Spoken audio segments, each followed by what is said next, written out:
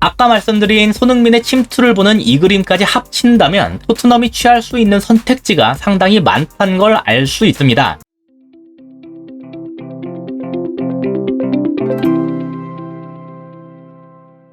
안녕하세요. 축구 보는 기자 축복입니다. 지난 영상에서 전개 방향에 따라 손흥민이 맡는 역할이 달라진다. 특히 오른쪽에서 전개가 이뤄질 때 손흥민이 침투와 득점이라는 최대의 강점을 잘 살릴 수 있다 라고 말씀을 드렸었는데요. 그래서 오늘은 이 우측 전개 상황에서 토트넘의 공격 패턴에 대해 다뤄봤습니다. 먼저 우측 전개 시에 토트넘이 취하는 모습은 이러한데요. 딱 봐도 좌측 윙백하고 우측 윙백의 위치가 확연하게 다르죠. 에메르송이 거의 4백 자리에 있기 때문에 마치 4-2-4처럼 됐어요. 실제 경기 장면에서도 이런 모습이 잘 나타나는데요. 보시면 에메르송과 데이비스가 거의 동일선상에 있죠. 에메르송이 측면 후방으로 떨어져 있으니까 측면 전방을 윙어인 쿨루셰브스키가 점유하고 있습니다. 그럼 이 구도에서 토트넘이 취할 수 있는 선택지가 뭐냐? 결국 우측 후방에서 볼이 앞으로 나아가는 길은 크게 세 가지예요. 가장 반대편, 중앙, 그리고 우측면이죠.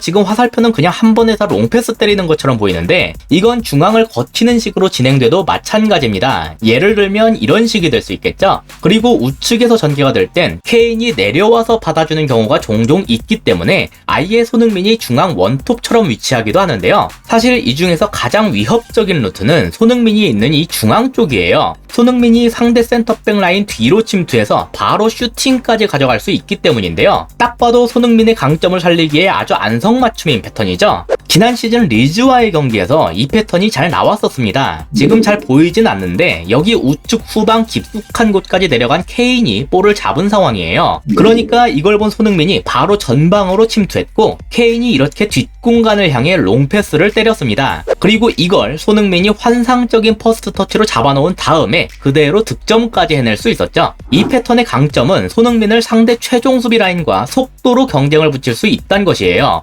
괜히 몸싸움으로 부비적거리거나 발재간으로 굳이 상대를 제낄 필요가 없이 바로 득점 기회를 만들 수 있다는 거죠. 다만 가장 위협적인 루트인 만큼 당연히 상대도 이것을 대비하고 있습니다. 그래서 이게 제대로 활용되는 그림이 그렇게 많이 나오진 않았어요. 뒤에서 정확한 패스를 뿌려줄 수 있는 케인과 그걸 받을 대상인 손흥민에게 아주 높은 수준의 방해가 들어가고 있거든요. 그래서 중앙 루트 외에 측면을 활용하는 빈도가 높아질 수밖에 없게 되는데요. 그중 반대편을 활용하는 이쪽 루트에서도 상당히 괜찮은 기회를 만들 수 있습니다. 지난 시즌엔 여기에 있던 레길론이나 세세뇽이 이걸 받더라도 딱히 돌아오는 게 없었지만 이제는 여기에 페리시치가 있죠. 그래서 이전보다 훨씬 위협적인 루트로 활용할 수 있게 됐어요. 당장 지난 울버햄튼전에서 득점이 터진 코너킥도 그런 과정 속에서 만들어졌는데요. 우측 지역에서 호이비가 볼을 받으니까 일단 울버햄튼 선수들도 수비를 위해서 이쪽에 쏠리게 됐습니다. 여기에 더해서 측면에서 중앙으로 침투해 들어가는 손흥민의 움직임 때문에 측면 수비수까지 크게 중앙으로 좁히지 않을 수가 없었어요. 때문에 이렇게 전진하는 페리시치에게는 아주 넓은 공간이 주어졌고 여기에서 볼을 받는 것은 아주 쉬운 일이 됐습니다. 덕분에 여기에서 페리시치가 여유를 갖고 크로스를 올릴 수가 있었죠. 만약 투입이 됐다면 우측 톱처럼 움직이고 있는 케인의 머리가 그 목표로 됐을 텐데요.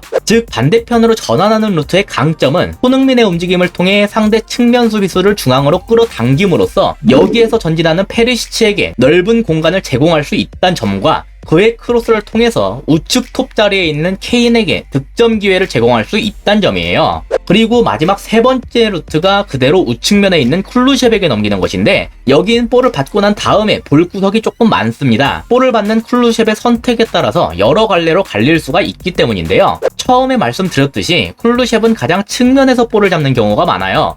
대신에 상대적으로 더 후방에 있던 에메르송이 이렇게 중앙으로 들어오게 되는데요. 이건 에메르송보다 쿨루셰브의 크로스 능력이 더 뛰어나기 때문에 취한 조치로 보입니다. 아무튼 여기에서 쿨루셰브이 가져갈 수 있는 선택지는 총 3가지예요. 하나는 바로 크로스를 올리는 건데요. 보시면 모든 공격수들이 반대쪽에서 잔뜩 몰려있죠? 크로스가 올라왔을 때 이걸 받기 위함이에요.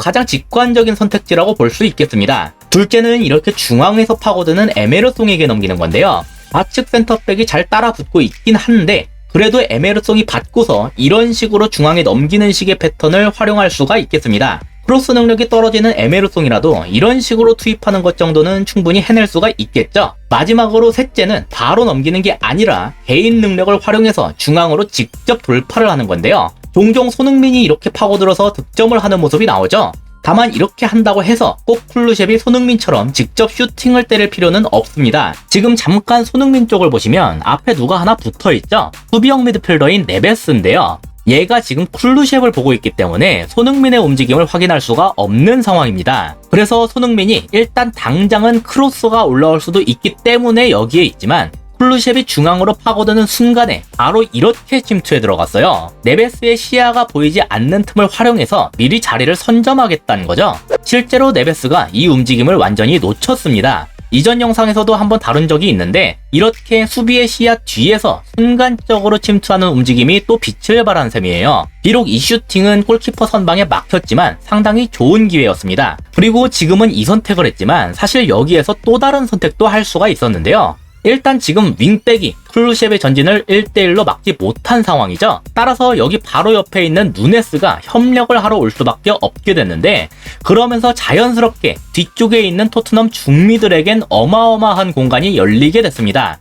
보시면 호이비하고 벤탄쿠르가 둘 다 뭔가 팔짓을 하고 있는데 지금 자기네 공간이 엄청 열렸으니까 여기에 주라는 거예요. 예를 들어서 이렇게 호이비한테 넘긴 다음에 벤탄쿠르가 전진해서 슈팅을 때리는 그림을 기대할 수 있겠죠. 아까 말씀드린 손흥민의 침투를 보는 이 그림까지 합친다면 토트넘이 취할 수 있는 선택지가 상당히 많다는 걸 알 수 있습니다. 이렇게 오늘 토트넘의 우측 전개에서 나올 수 있는 공격 패턴들에 대해 확인해 봤는데요.